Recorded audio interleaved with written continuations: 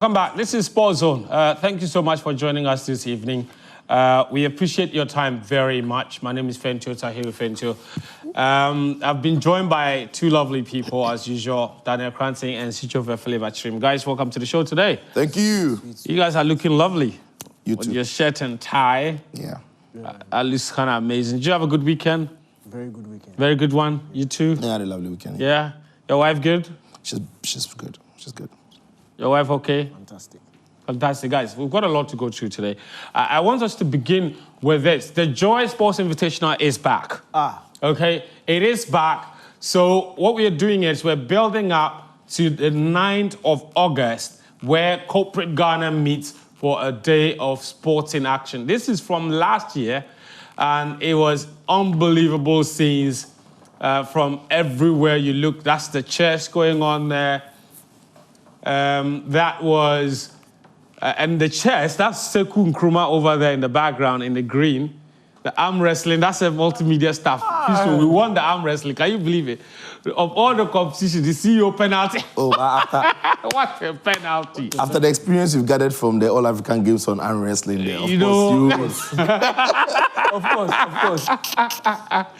The CEO penalty was won by the CEO of IS Solutions, I think. Yeah, ISIT Consult or something. IS Evolutions, thank you. They won the CEO penalty shootout last year. The sprint was also a massive attention. Some guy, they wear Adidas boots. Everybody ran with everything, pretty much everything. You know. So it's back. With our head of events here, Max Fuga. He's been talking about it as well, and in terms of what you should expect from the event this particular year and what is so different. Let's listen to him. Chief Operating Officer of the multimedia group, which has many.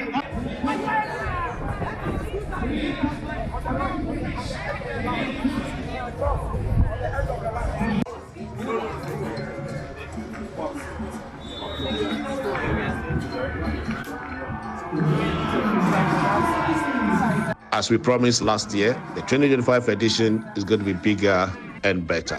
We have improved and increased the variety of the games that the teams are going to participate in. We have also put in measures to ensure the comfort of the participating teams. We've taken the feedback from last year's event, and I can assure everybody that this year will be an experience that they will never forget. Let's all prepare to be at the University of Ghana Sports Stadium on the 9th of August to participate in the biggest corporate sports tournament in the country.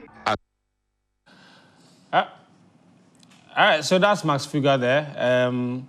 That's what it is. So it should be exciting. Register your company, come and participate. You get to network, you get to meet lots of new people. This is how you can register. The number is down there. So on the 9th of August, somebody said, is that me? The icon, it looks like me. I mean, if you look at those arms, who else could it be? Only one person.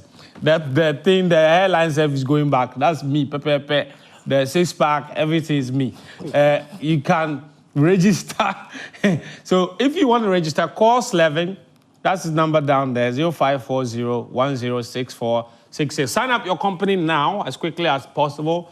There are lots of activities, football, volleyball, chess, table tennis, arm wrestling, track and field, you know, everything. I mean, Suchu, how many staff do you have? A lot. You have, huh? Yeah. So sign up. Last year you wanted to sign up, but you were too busy that weekend. I guess my brother is getting married. Which brother? Oh, so you show up, Capito, you show up. No, no, the staff will come. The staff, no, the guy the staff I invited to your brother's wedding. Director of projects. The staff will come to the wedding. 9th August. You don't get it. 9th August. Director of projects of the company is getting married. What do you think? Then you marry at the UG Stadium. You should marry at the UG Stadium.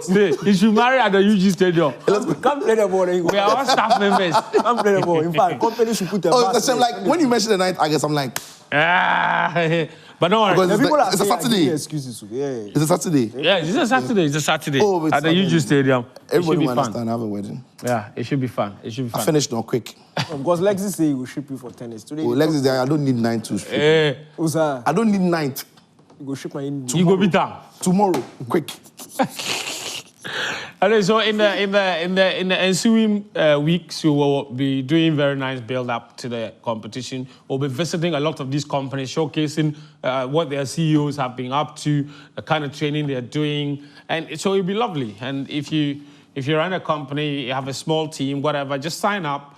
It will be a very good event for you to bring your staff together for a day of bonding and what have you. These sorts of events, they foster social cohesion and organizational, proper networking. Yeah, networking. You meet a lot of other people from other companies. Exactly. That could become potential clients. No, that be the deal. If I'm coming, I'm not coming because of those who are in my company. Sure. I'm coming because I'm coming to meet more people, establish links, get more gigs. Quick. So let's do that. Just Sports Invitation on 9th August. We'll keep, all of our outlets have registration channels. You can find out. Just save the number now for it. And you don't have to own the company, but you can take it to your HR as well, right? HR might not be watching this show. So take it to your HR and say they're doing this corporate event. We need to sign up and go and play. And it's an easy avenue to advert your output. Of course. Easy because, this platform, the whole platform is huge and everywhere. Yeah. The mention of the name of free hype for your company. Yeah. And all of a sudden, everybody knows your company and what you do. Yeah. So, get on it. All right, sharp. So that's what it is. Let's move on to our item number 2 for today. Today, there was a massive press conference, okay? Now, the Ghana Boxing Authority, its president is Abraham Kote-Nikwe. Last Monday, he announced that he was quitting his role as president of the Ghana Boxing Authority, just weeks before they were set to go for elections, where he was set to stand for a second term. Now, he resigned and cited personal reasons and said that he would do a press conference to explain why he's leaving. Now, people presumed and assumed that he was leaving because of all the investigations that had been conducted following the death of the Nigerian boxer last March.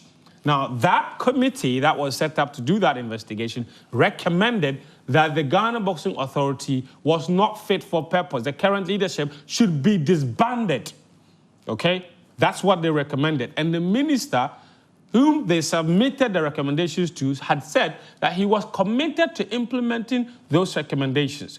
So it meant that in the ensuing months, there were going to be ways in which the current leadership was going to get pushed out. That's what the committee recommended. Nikwe decided he was not going to wait to be pushed out. He was leaving.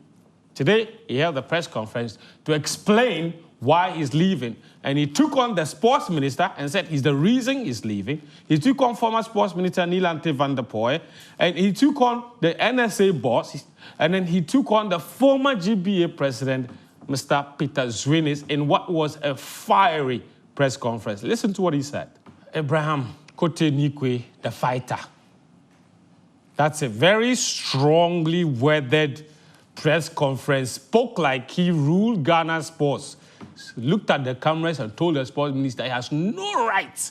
The sports minister has no right to deal with them the way he's currently dealing with them, even though GBA is a sporting entity under the sports ministry.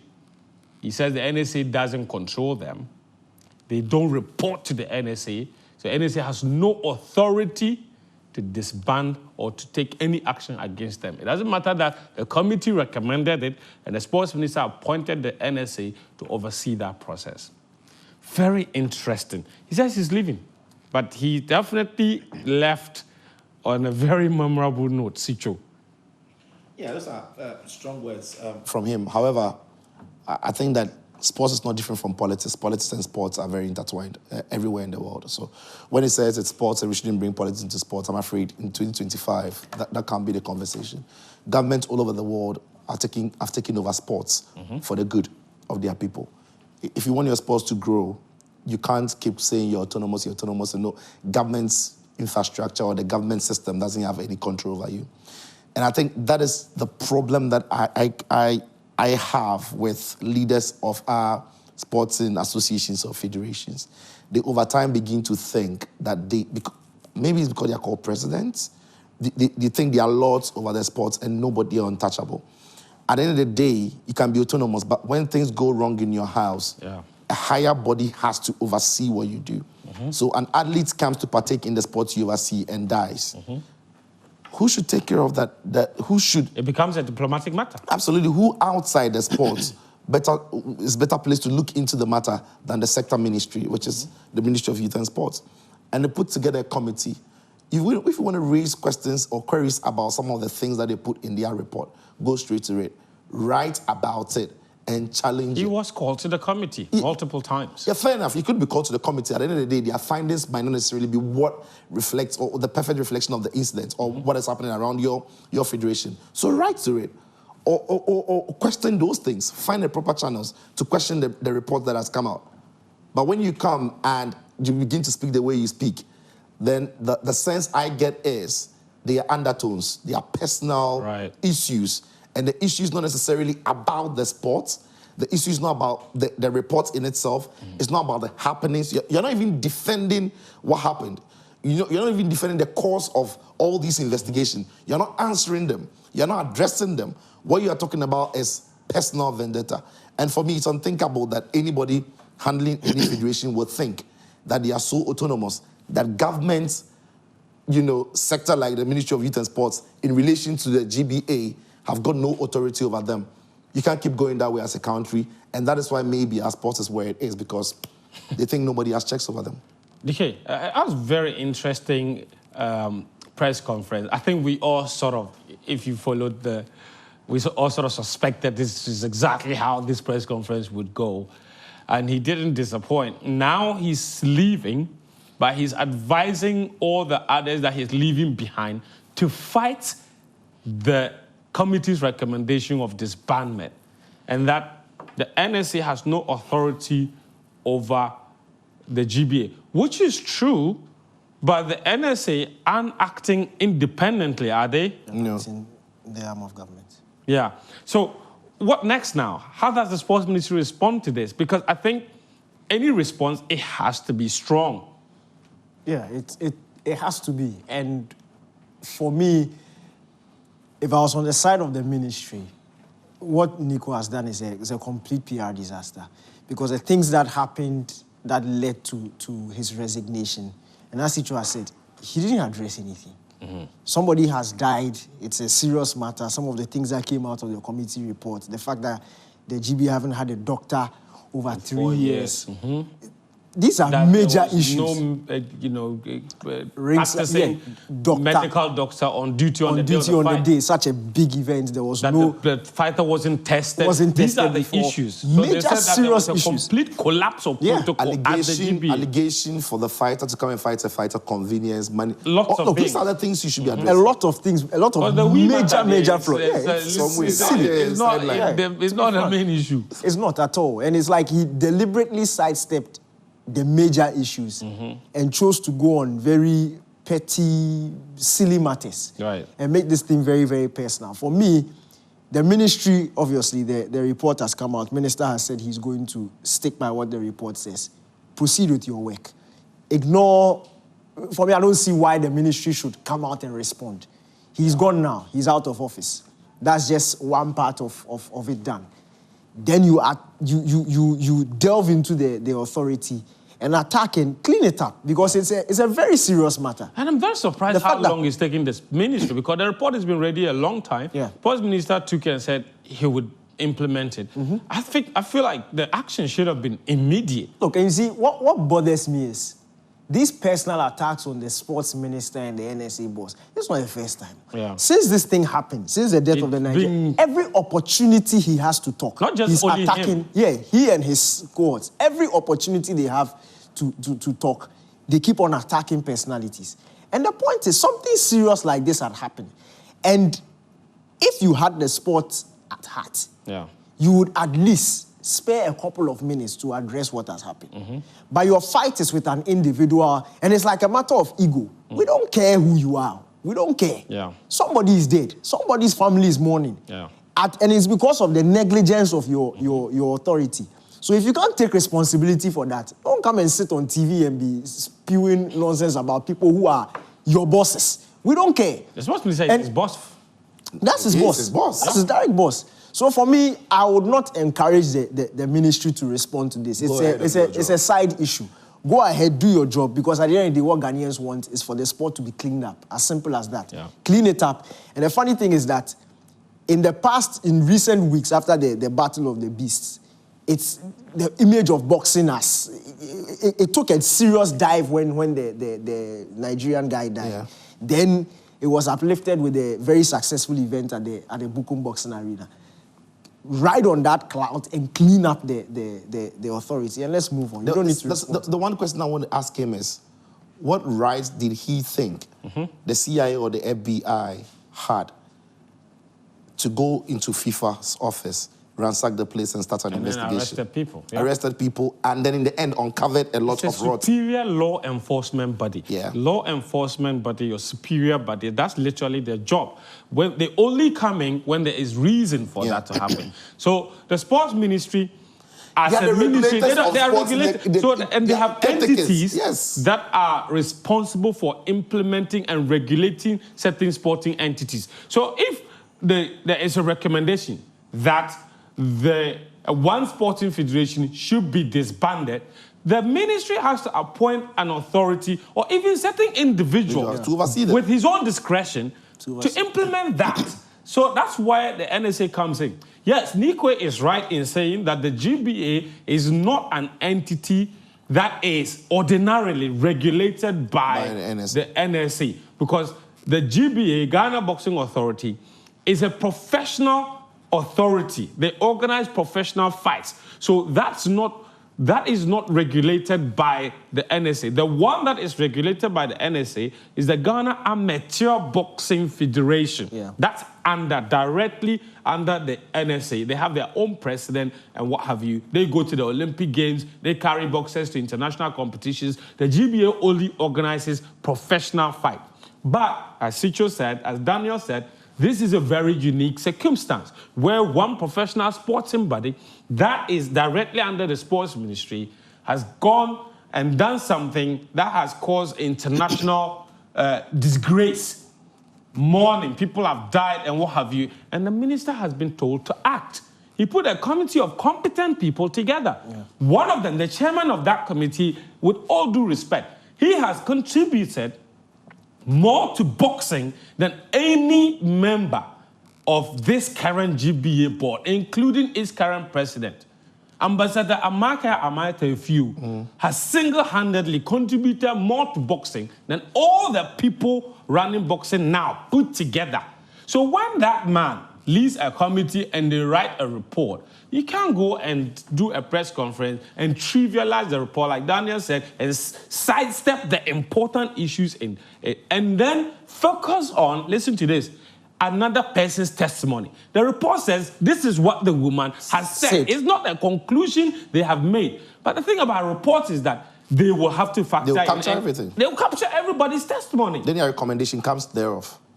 Exactly. The recommendation has not said that you are selling weed. Yeah. They've not said because you are selling weed, get out of office. No, that's not what they have said. For me, this is a clear reflection of the kind of leader.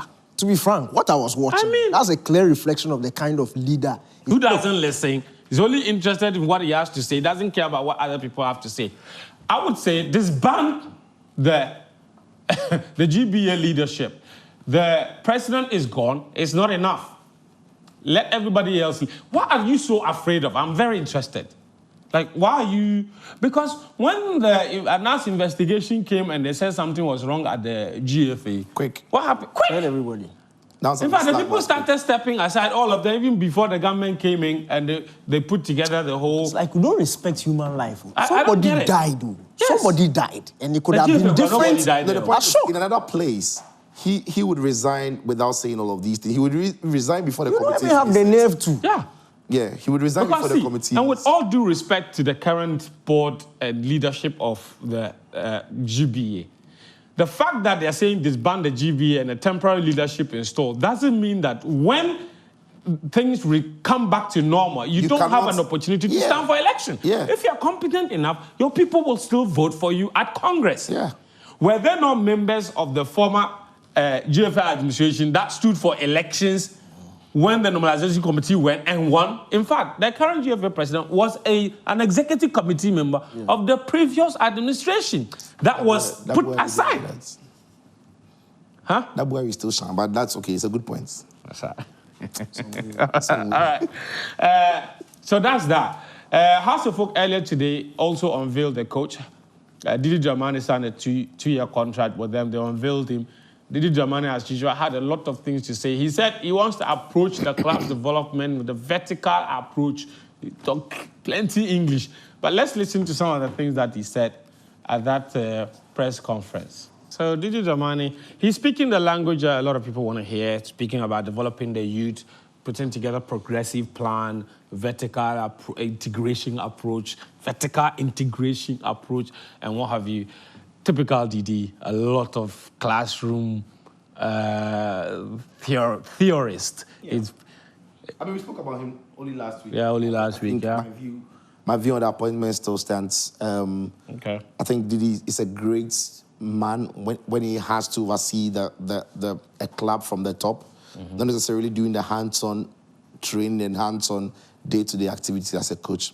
Probably looks like a technical, From the way he spoke, it looks like. I was going to say that. A lot of the things that he's saying actually looks like a technical director, sporting director kind of thing. Yeah. But Hearts of Folk now, he has to get down to the job, train the boys, train the lads, maybe supervise signings and all of that. We'll see how it goes. I mean, he's got capable hands though. Ghazali and Gansen. Yeah, but the back will stop with him. Hansen. We'll see. We wish him all the best with that. Yeah. Okay, quick thoughts? Yeah, same as last week. Obviously, wish him all the best, but it's been a while since he's done this. His last managerial job wasn't too impressive with the local Black Stars, the Black Stars B, or Black Galaxy, sorry. But hopefully, from a Hearts of Folk point of view, he's able to tap into that Didi Dramani of Kotoko, it was in 2014, at that time, and bring it back. But it's been a while, and I think football has changed a lot since then. So he would obviously need to do a lot of catching up, but it's Hearts of Folk, and he needs to be ready for the pressure that comes with the job. Interesting. Also, by the way, guys, Monday, we start our journey at the Women's AFCON. Monday, 4 p.m., we start our journey at the Women's AFCON. 3 matches. We have never won the Women's AFCON, which is crazy to think about, but the Black Queens have been preparing with friendly matches here and there. These were the games against Côte d'Ivoire. They played 2 matches against them. Both games didn't go too well, did they? Yeah. The pre-tournament campaign hasn't been great. Yeah. They're not going there with a lot of confidence, maybe a lot of lessons because they've played some difficult opponents. They've lost a couple of games. So maybe they've got a lot of things to learn from, knowing that they are not maybe at their strongest. But it must be said that some of the results they've shot going into the competition hasn't necessarily been the kind of results you need to inspire confidence going into it. But tournaments are completely different. You get into the tournament, especially in the group stages, it's all about results. You can get 1 win, 1 draw, and what have you, and that could be it. And South Africa, the defending champion. South Africa is tough. It always is tough. You've got Mali, you've got Tanzania. And Tanzania, because in those regions, they normally play a lot of games, a lot of competitive games. They are a lot more prepared and poised. So we've got our work cut out for us. It's going to be it's a difficult group, it must be said, but we wish the girls all the best. DK, we played against Nigeria yesterday in a friendly game. We lost by 3-1. Yeah. But then no more friendly matches. It starts with South Africa. And this is baptism of fire because you start against South Africa, the defending champions. You don't get a decent result out there. There's no reason to be hopeful. Yeah, but I always say, for me, I prefer facing the best teams early. Yeah. Opening games are very, especially for the big teams, they are now slowly settling into things. Yeah, very tricky. So you can have a very good plan and get the results or get a favorable result. I'm not saying that because it's opening day, the Black Queens will go and win. But to be frank, look, 6 months ago, if you asked me this thing, I would have been very confident that the team will go and progress from the group stages. But the whole managerial change, there's a change in style. If you watch the last game under Nora Hoptel. I think it was then. That's competitive game. So the Olympic qualifier away in Zambia. If you compare that to any of the 4-3 loss, very, very painful. If you compare that to the games they've played under Kim, it's like two completely different teams. The same group of players, or largely the same group of players, but two completely different teams. And to be frank, they are not as exciting as they used to be, but we hope that they can, as Icho said, it's a tournament. You go ahead with a plan. It's not necessarily, philosophies don't always win competition or tournament football. It's about the best plan on the day. Pragmatism, tactical discipline on the day can win you. And we hope that the Black Queens have it in them to be able to at least qualify from the group stages, because we don't need to win to qualify to the World Cup. It's now 4 teams that qualify from Africa. Yeah. So if we qualify from the group, I think we make it, win one more game, and then you are qualified for the World Cup. All right, so we'll see. But let me show you the record of the Black Queens then at the Women's AFCON, the last 10 editions, Sicho. 2002, we're runners-up in the final. 2004, finished 3rd place. 2006, runners-up again. 2008, we got kicked out in the group stages. 2010, we got kicked out in the group stages as well. And then 2012, we didn't qualify. So that was a tough period up until 2014. And then we got kicked out in the group stages as well. 2016, we won the African Games. Then we finished 3rd. We won the African Games in 2015. Then the following year, the Women's Championship, we finished 3rd. 2018, we hosted here in Accra and got kicked out in the group stages. We're so bad. Yeah, it was terrible. And then in 2022, obviously, we didn't qualify. We are making a return to the competition for the first time since 2018. So it's been 7 years since we were last at this competition.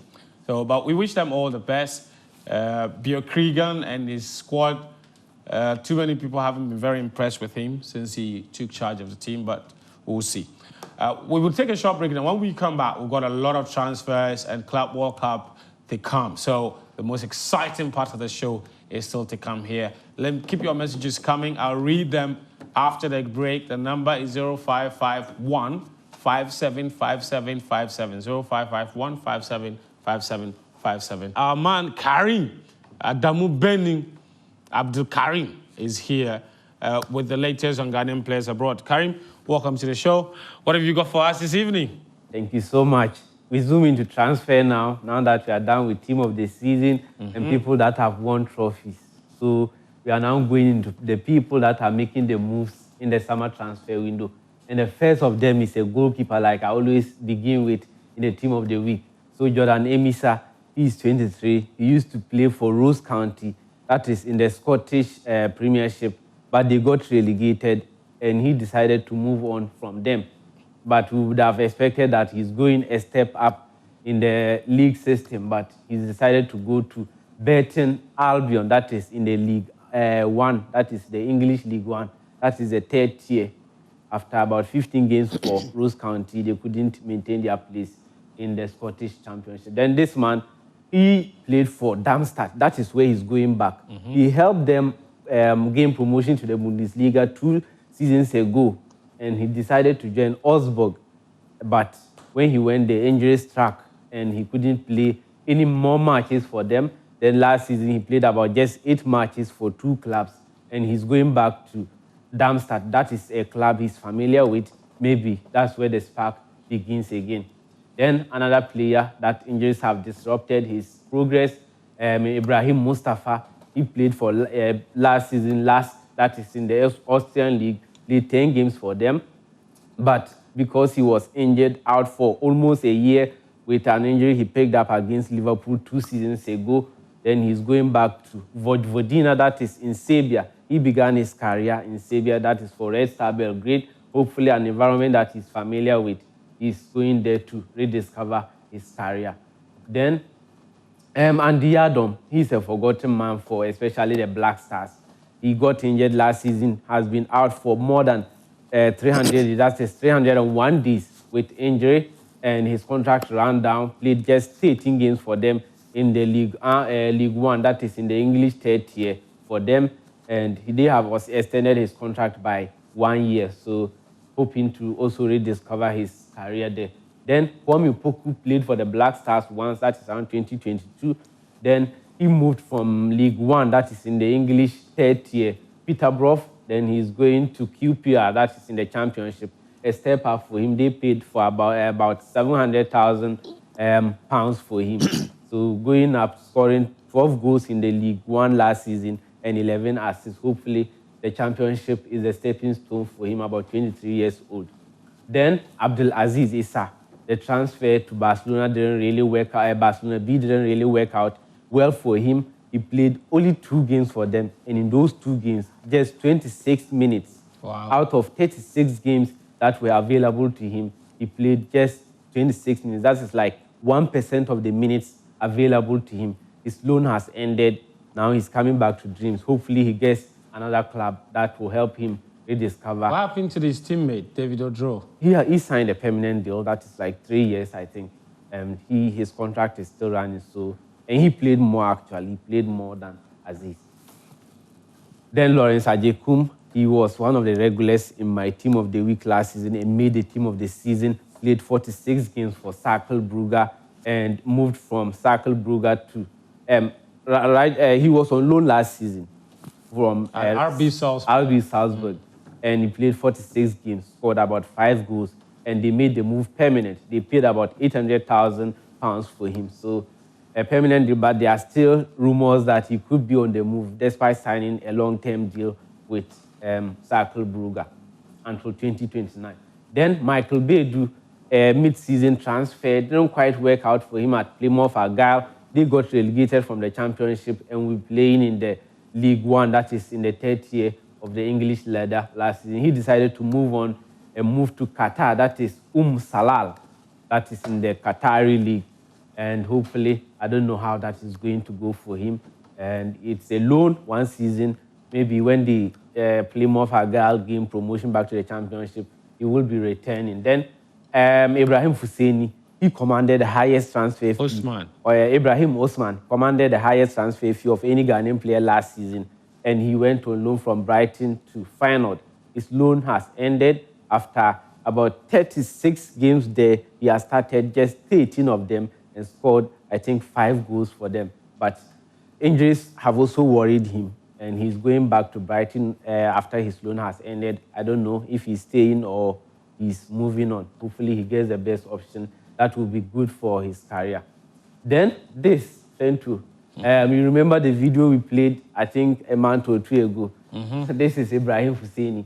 I finally, after prophesying that he's going to be a great player, with the support from all of you, he has played and won a league title, played for the Black Stars, and scored a goal. And in the Quran, Surah Ibrahim, that is Quran 14, verse 7. Allah says, if you are grateful, He will increase you in everything. And it's the same for human beings. He's grateful for what I did for him 2 years ago. If I give him a JC, I didn't touch the title, but he gave me a JC. So, and Wednesday, I'll be the 3rd of my interviews will be coming. We played on Joy News, that is with Musa Mohammed. He says his dream club is Atletico Madrid because his style of play suits them, and Paul Pogba has influenced his career the most. So Wednesday, 6:30 a.m. on Joy News and 8:30 p.m. Ali, watch out. Bye-bye. See you. His dream club is Atletico. This boy, he's working. Very hard. Karim, thank you very much.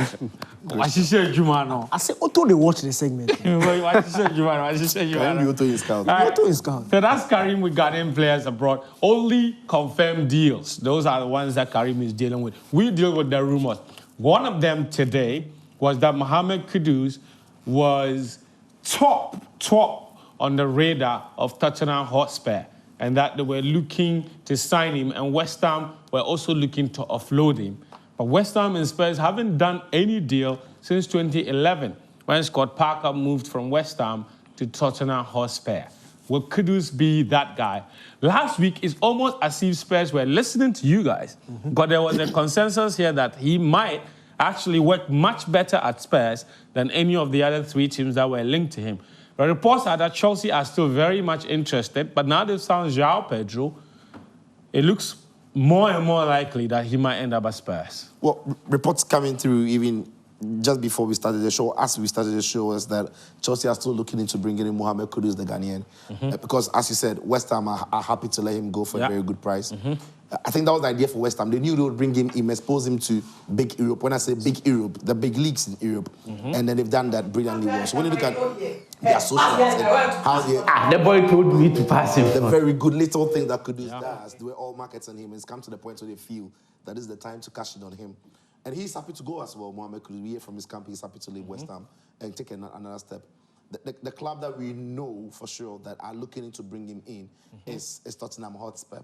But now that it's also been reported by credible sources from the UK that Chelsea are not done with their business, even though Gittins has come through, Joao Pedro has come through, they've brought in Liam Delap, they've got Jackson, they've got Neto, then Madueke, and all of that. There's a lot of forwards.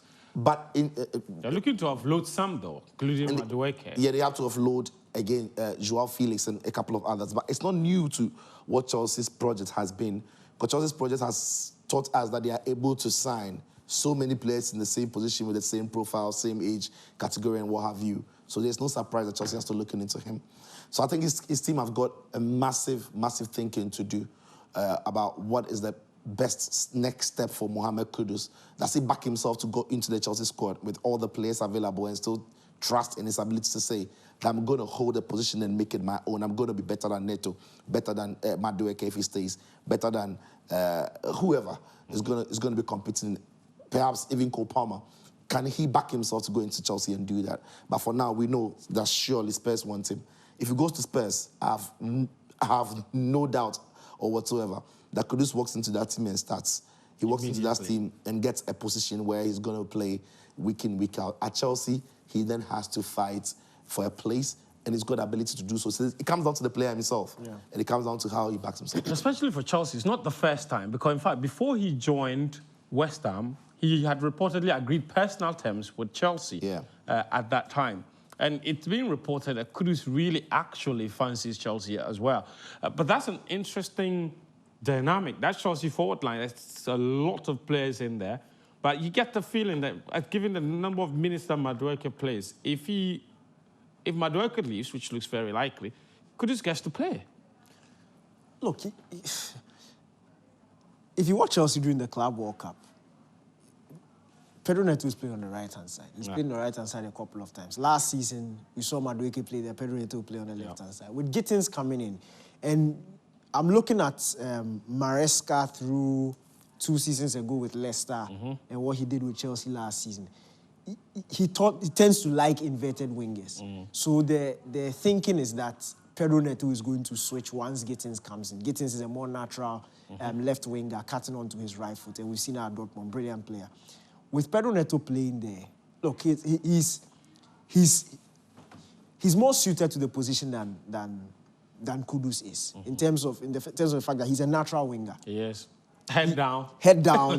He's running, very direct, takes on players. Kudus is your Palmer-like. Yes, he will always come in. He will always come in closer to goal, looking to get a goal rather than to find the pass and get the assist. And Neto's Club World Cup performance is shooting his socks. Yeah, it's top. Now, the guy's now starting for Portugal. Yeah. Look, my thing is, in as much as, and I understand, look, to grow up here in Ghana during that time, and obviously, if Chelsea comes calling, you want to play. I perfectly understand that. If I was a professional, Chelsea called me, I'll tell my agent to listen to me.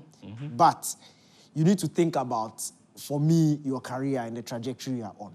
Kudus is a generational talent. He's on a very, very impressive trajectory. I feel like Tottenham Hotspur serves him better. He's a sort of player who would probably, in his future, end up at a Bayern, a Real Madrid, or a Barcelona.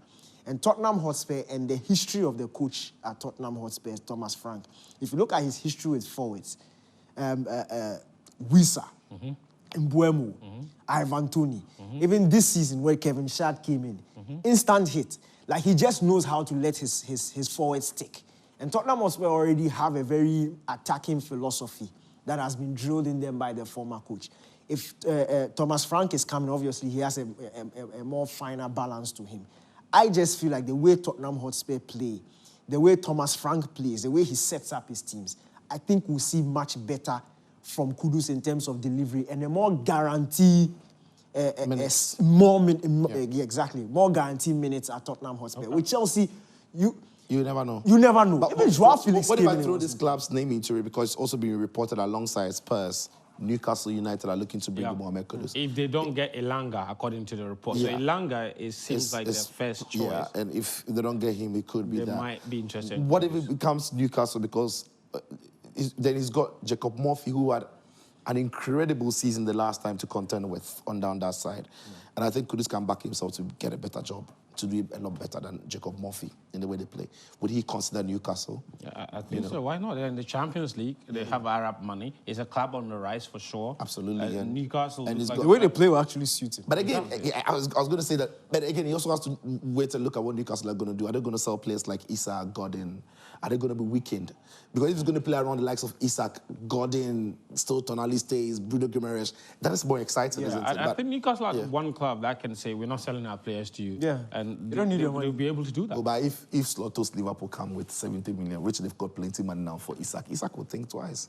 But it's exciting to go to Liverpool as well. That's what Liverpool it is are keen on exciting that. to go to Liverpool. Yeah, so but I mean, it's not a straightforward but Newcastle are under pressure to sell. That's the point. Yeah, exactly. So it's not a straightforward decision like that. Yeah, absolutely. Guys, let's run through a couple of other transfer news today. Today, videos emerge of Kamaldeen Simana completing his medical at Atalanta. Last week, reported that he was close to joining them. Now, okay, you're showing me Pogba instead. Oh, my boy. So thank you very much. So this is energetic player. Oh, energy. That's Kamaldeen Simana to Atalanta. So that's him arriving in Bergamo. He left on Friday. Energy. Yeah, and he went in there and then completed his medical. There he is. You see the energy. You see the energy. Look at this. I mean, we discussed this last week. The interesting dynamic I want to introduce into this is that, I mean, everybody, we all love Atalanta. We fell in love with Atalanta because of the team that Gasperini built. Yep. Gasperini's left the club now, and they've put it in the hands of Ivan Juric. What does that do for Kamaldeen coming in? Well, Ivan Juric is the manager. He worked with at Southampton. Yeah. To be fair, during his time, he saw a lot of minutes under him. So I think the manager trusts him. The manager likes him. The manager wants to join his new project. So that's the start. Normally, when you have a manager who is signing you for the club rather than the club signing you for the manager, you want to be on the other end where the manager wants you for the club, like Ten Hag wanted Anthony for the club. He gives you a longer rope to embed you into the team because the manager needs you to be successful. So that's a good start. I think the Serie A will fit him. I mean, Bergamo, you know the place better than anyone of us here. It's a great football, region. Region. They love their sport. They love their heroes. And I think that the way Atalanta plays, if Juric is not going to change so much, it suits him. And his pace and his ability on the ball is also going to aid him. What he has to do now is to sharpen his end product. And once that is done, I think he'll fly. Is he going to be competing with Lookman, or is Lookman leaving, or what's that dynamic going to look like? That's the thing, you can't really tell. If Lookman is staying, it's a different manager. So we don't know if he's going to play down the middle or he's going to be sent back to the wings, which will bring competition between himself and Kamaldeen. But again, if the new manager has come in and he sanctioned a move which is expensive from an Atalanta point of view, you know that he's going straight into the team, and he would have to do otherwise in the negative to drop out of the team. So that's why I back this move, because as Citra says, a manager who knows him, trusts him, and we know that he's going to get the minutes. And you see, the Italian Serie A is you improve by force. Yeah, you don't have a choice. The thinking in the Italian, you by all means, they will teach you. Yeah. And for me, that's what he needs. Look, genuinely, I feel like talent-wise, Kamaldeen has a higher ceiling than Kudus. He is very like, talented. Talent-wise, and based on the modern game. We don't have a lot of explosive wide players who have the end product. So, Lami Yama is not because of the dribbling, it's because of what he does next after dribbling. Yeah. And that's all Kamaldeen needs, because Kamaldeen can get past anybody. Yeah. He has the pace, he has the skill. The final pass. And he's fearless. He's fearless. He'll take anybody on. He's not. Pass. He just needs to fix that end product. And I said it 2 years ago. He can easily end up like Adama Traore, and can easily end up like a world-class winger. It's just about the end product and how quickly he fixes it. All right, let's talk about Brian Mbeumo to Manchester United. Sucho, what's happening? Forever, United have been linked to this club. Today, there was a news story from Phil Gals, the sporting director of Brentford, who said that Mbeumo is happy to stay at Brentford if Man United don't pay the right price. They will only let him go for what is right. And Sky Sports says the difference between the two clubs' valuation of the player is 2.5 million. Brentford won 6-5. United are ready to pay something that will rise up to 62.5. That doesn't seem like a lot to me. No, I think the deal will happen. I think eventually the deal will happen. I think Brian Mbeumo wants to go to Man United. In fact, the other reports that he's told the club that talk to Man United. I know Spurs want me, but don't talk to Spurs. I'm not going to Spurs. I want you to deal with Man United. And at some point, the difference between the valuation for the two clubs was 10 million. Now we've arrived at 2.5 billion. And sometimes when teams are buying players, they make the offer, there's a counter offer, they are negotiating, there are discussions. But it's the fact that it's Man United, it's in Mbeumo, the news is all over the place. It seems like it's dragging. But like I've said before, we are still very early in the transfer market. It's the Club World Cup signings that teams had to make. That has made it look like some teams are delaying. But for teams that are not in a hurry to play any competition or go into pre-season, they are still within time. So I can understand why Man United are not rushing it. I think eventually the deal will be done. Very few things will be ironed. The difference between the valuation for the two clubs will be ironed out. The staggering of the payments will also be discussed. And I think Mbeumo will be a Man United player. One club that doesn't struggle with signing players is Chelsea. They've signed quite a lot already. Okay, Delap, Gittins, Hesugo, and now they have added another striker, João Pedro from Brighton. Danike, what is this guy bringing? All I have seen from this guy, all I know is that this boy likes fighting. No, I'm actually surprised. In my estimation, for a Premier League player, he's cheap. Like, for me, Chelsea have done some really good business with this one. It's just, what, £50 million for João Pedro. 55, something like that. Came from Watford, really good forward. And he's your complete forward. He's a good finisher. He's a good footballer. He's like a more polished version of Jackson. He can play football. He can drop deep, link up. He's strong on the ball. You can leave him isolated. He can maneuver his way through with some good dribbling. But Chelsea confuses me. And again, some of these transfers, maybe in the last week of the transfer window, when they've offloaded who they want to offload, that's when you can see how they'll fit, exactly how he'll fit into the team. Because as at now, it's very difficult to see. Just sign Delap. You have Jackson already. You've added João Pedro. You've shown he was playing under a manager who plays one striker up front, one recognized centre forward. That space behind the striker is not going to be taken by anybody. It's the most guaranteed spot in the team in Cole Palmer. So nobody's going to take that place. They are buying recognized wingers, so you don't see any of these guys drifting into the wide area. So it's a bit confusing for now. Let's see how the rest of the transfer window will pan out. But for me, João Pedro in a Chelsea shirt is better than the rest of them. He's better than them. And I like the move because it's a different type of forward. I don't want to call him a striker because I don't think it's a striker. In 20 years ago, he would have been a supporting striker, so maybe he would have played behind the centre forward. But I like it because a different forward to what Chelsea have got. He's different from Jackson. He's different from Delap, who are down the middle striker. They'll run the channels for you. But what this lad brings is he can drop deep to combine well. And if the manager wants his wide players to get in behind the striker, and he passes the ball quite well. His other play is also brilliant, actually. And again, he's not also afraid to shift wide and play out wide as well. So he offers Chelsea extra. He offers them, I think, more than what maybe a Delap or a Jackson would offer them. Is he always a good finisher? I think sometimes he can be erratic in front of goal. His numbers are not off the charts, but I think he's a different profile to what Chelsea have got. And if you're a manager and you have such a player in your team, you have forced the opportunity to try a few other things. Yeah, interesting. The last transfer we're going to talk about is Paul Pogba. Paul Pogba is back to club football after 18 months. There he is, signed for AS Monaco. How long is the deal? 2 years. 2 years. He was very emotional. Where's Benaya? You've missed the opportunity to write Pogba.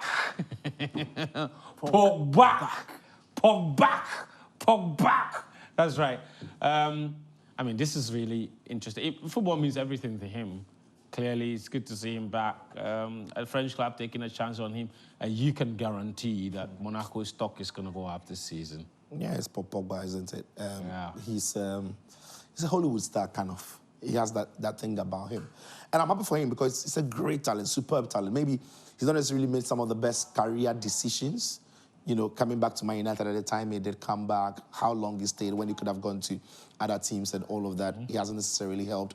His injury problems also didn't help him when he went back to Juventus. And then there was the whole family saga with his brother and all of that. Then the doping issue also happened too. So he's been through a lot. It's not only the doping, he's been through a whole lot. Because for the potential that he had, this is a player who many thought could be potential Ballon d'Or winner. And that wasn't far-fetched. For the quality and ability that he's got, that wasn't far-fetched. It didn't really work, family issues and this. And now he's back to doing what he loves doing. And for me, I think that the whole of French football will be happy. Yeah. Because the World Cup, this means that Pogba has a whole year to be ready for USA. And they have missed a player like him in the middle of the pack. So yeah, it's good to see him back. Let's see what he's got to offer. Okay, short words on. You idolize this guy. They can't have short words on him. Please give him some time. We need to go to the club. No, he's coming back. Obviously, I'm very, very happy. Watch the few matches he played with Juventus, and that magic touch will always be there. The point is, he just needs an injury-free preseason.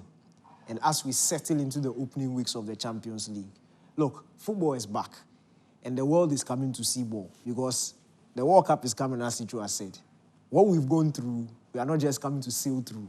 We are going to make a mark. So tell Vitinha, Fabian Ruiz, and the boys in the French league, we are coming. Sijo, that's our show for tonight. Yeah. Thank you very much. Fortunately, we didn't do club, but we did it another time. Klopo. Yeah. Klopo. Yeah. Give me one quick word. No, it's not enough. You mean the guy. You mean the guy. Oh, the crowd work is still ongoing, so we'll get out. We'll get out. And also two Thanks people for tonight. Thanks for tonight. Show proudly brought to you by Guinness and Piva. My name is Fentio. I hear friends. We appreciate you all for tuning in. We're back again next Monday. Until then, take care. Bye-bye.